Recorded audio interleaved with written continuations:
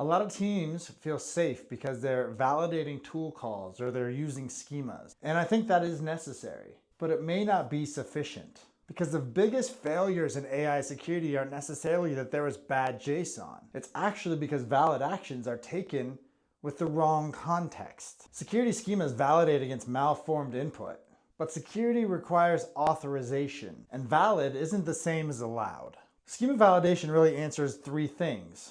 Is the JSON well formed? Are required fields protected? And are the types correct? And that's all great, but security failures are usually about meaning. Wrong timing, wrong destination, wrong recipient, wrong data type, and wrong scope.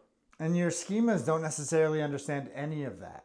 Whereas semantic tool abuse looks like things sending to a destination the wrong email, uploading a file to the wrong drive, calling the right endpoints but maybe with the wrong parameters, or running a legitimate action but at the wrong time. These are all valid, but they're not authorized. So the question shouldn't be, is the JSON bad? It's, was the action appropriate and authorized given the context?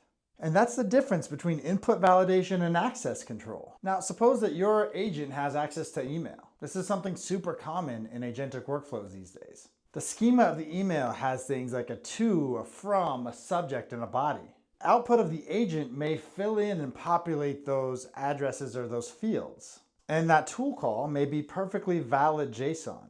So it passes the schema, even if they're using malformed input. So for example, what if you got prompt injected and a malicious actor was able to change the output or the to field within that email? For example, what if a malicious actor got access to your agentic workflow and was able to prompt inject the to field in this email to go to their malicious address? That email may contain sensitive data and you've now exposed your internal data.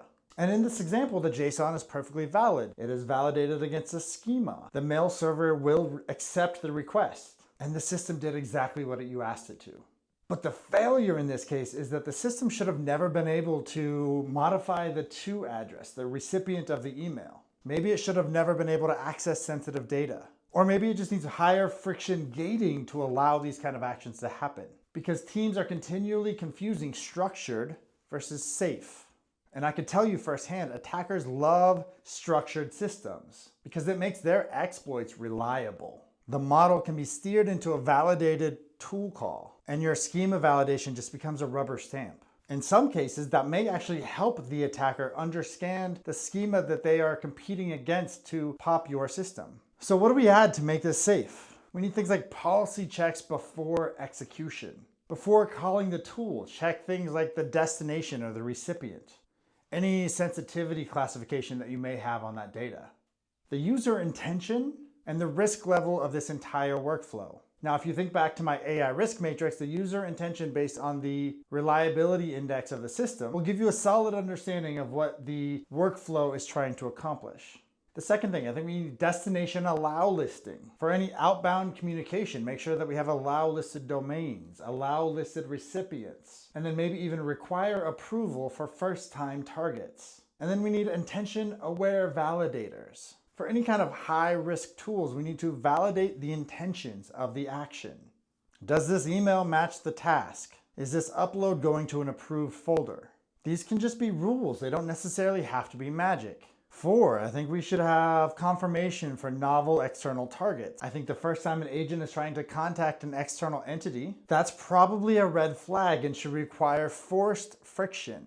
5, budgets and circuit breakers. If the tool is called in a loop, stop. If a new domain appears, stop. If the payload includes sensitive information, stop. This is called agentic circuit breaking. And 6, designed for safe failure modes. When a policy denies, the system should do things like notify internal teams, report that denial, explain those rules at a high level to the user or to the other agent, and then maybe provide a safer alternative path. Schema validation is absolutely necessary, but authorization is too. Keep this in mind while you're building your agentic workflows or trying to secure them. My name is David Campbell. Please give me a follow if you're interested in learning more about AI security and AI risk.